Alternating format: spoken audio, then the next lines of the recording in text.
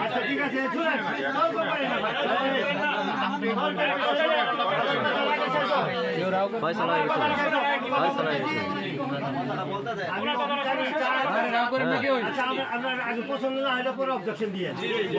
আগে বলতে দেন।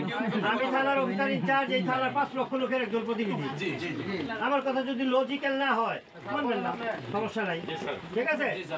যেহেতু কথাটা আপনাদের কথাও ঠিক আছে এটা, কিন্তু এটা কিন্তু কনক্রিট কোনো দলিল আমরা পাইতেছি না এখন পর্যন্ত, শুধু মৌখিক উক্তি। এখন মৌখিক উক্তির একটা অবশ্যই ভ্যালু আছে, যেহেতু করছে রাও আছে, এটা সমাজে অনেকেই জানে, ঠিক আছে। কিন্তু আমরা পুলিশ, এই যে ওই অনুমোদে আসছেন, আমাদেরও কিন্তু আইন দ্বারা চলতে হয়, আপনারা জানেন। আমাদের কিন্তু এই যে ইমোশন, আবেগ, বক্তব্য, এগুলা কিন্তু এই আপনার আদালতে আমরা উপস্থাপন করতে পারবো না যে আমি শুনছি মুসলিম হয়েছে, সে বলছে মুসলিম হয়েছে, এটা কিন্তু একটা দলিল লাগবে, ঠিক আছে। স্যারকে শেষ করতে দেন। আমি বলতেছি যে এই বিষয়টা আমরা হালকাভাবে দেখার কোনো সুযোগ নেই, আপনারা জানেন। এটা একটা ধর্মীয় অনুভূতি, ধর্মীয় সেন্সেশন। এটা যদি আমরা এককভাবে এই যে মুসলিম প্রতিবন্ধী লোক যদি একটা সিদ্ধান্ত নেই, এটা কিন্তু সারা বাংলাদেশে একটা ইস্যু হতে পারে। এটা হইতে পারে আপনাদের পক্ষ হইতে পারে, তাদের পক্ষ হইতে পারে। তাদের সাথে কিন্তু একটা কথা আছে, সংখ্যালঘু, ঠিক না? তাদের এটা কিন্তু তাদের টক মাথায় লাগা, সংখ্যালঘু। হ্যাঁ, তাদের প্রতি কিন্তু আমাদের একটা দৃষ্টি, সূক্ষ্ম দৃষ্টি রাখতেই হবে। আজকে যদি এখানে তড়িঘড়ি করে একটা কাজ করি, কালকে কিন্তু এটা নিয়ে একটা খুফে ফেসলে একটা কথা উঠতে পারে, একটা বিষয় উঠতে পারে, যে ইস্যুতে সারা বাংলাদেশ, আপনারা জানেন গত 1 সপ্তাহের মধ্যে একটা ঘটনা ঘটছে, বুঝছে না?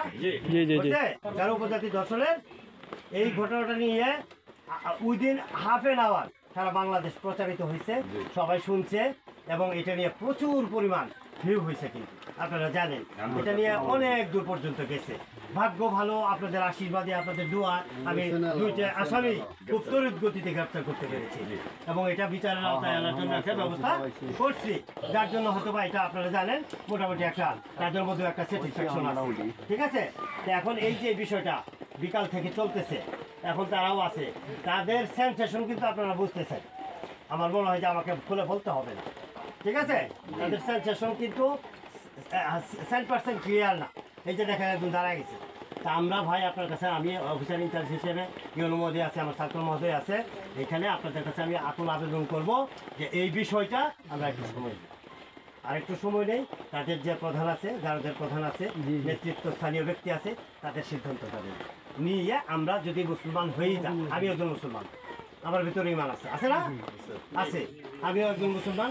যদি মুসলমান হয়েই যা, সবাই যদি আমরা এটা একত্রে, এই নেতৃত্ব স্থানীয় নেতা যারা আছে, তারাও যদি একটা সিদ্ধান্ত দেয়, বাকি 1-2 দিন পরে দেওয়া যাবে, সমস্যা, তাই কিনা?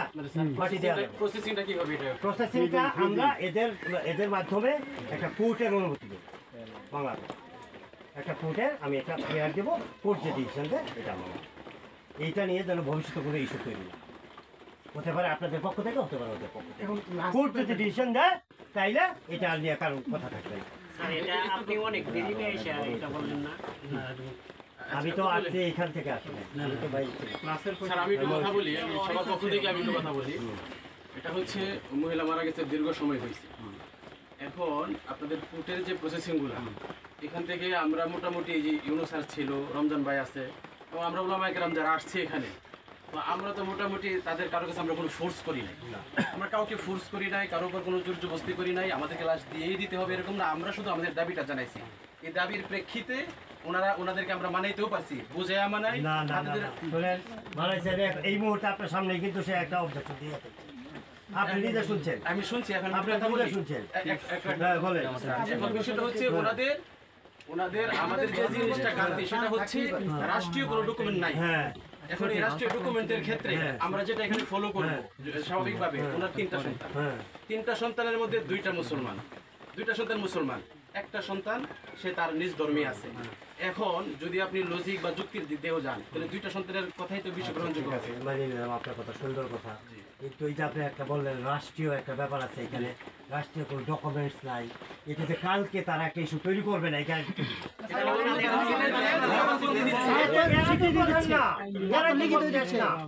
এদের তো একটা গোষ্ঠী আছে, জাতি আছে, এরা তো বৃহৎ একটা সংখ্যা আছে। আপনার কতজন আছে এখানে জানেন যার উপজাতি? 54,000 মধ্যে 5 জন নেতা আছে না? একটা নেতা উপস্থিত আছে। আপনি যেমন আসছেন না ইসলাম ধর্ম থেকে একজন নেতা হয়ে আসছেন না, তো ওদের তো নেতা নাই, এই নেতাটা নাই। তাদের পক্ষে যে একটা কথা আমরা ব্যাস করবো, ভিত্তি ধরবে, যারা তাদের নেতা বলছে অবশ্যই নেতার প্রয়োজন। তাহলে তো ভাই বোন কারো কেন প্রয়োজন হবে? আপনি কি রাষ্ট্রের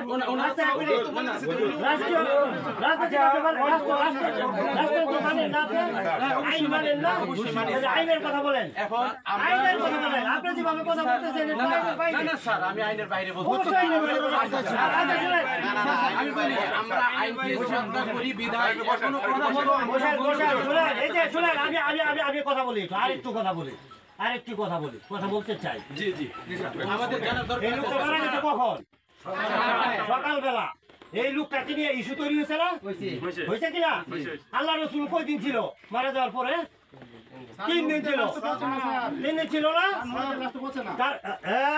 কথা আসছে, একটাও বুঝবে না। ওই ব্যবস্থা করবো আমরা। এটা তো একটা সিদ্ধান্ত দেওয়ার বিষয় আছে, বলতেছি তো। এটা একটা ইস্যু তৈরি হয়েছে। আজকে ইস্যু না তৈরি হলে তো আমাদের এখানে আসা হতো না, এত কষ্ট করে। আমরা এটার একটা সুন্দর সলিউশন আমরা চাই না, আপনারা চান না? সুন্দর সলিউশন না,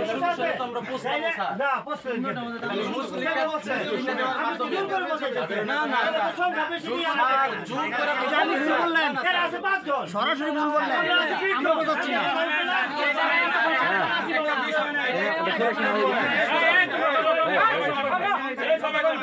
একজন বলে বেশি একটা কথা বলি সাথে এই মজলিসে বলেন না,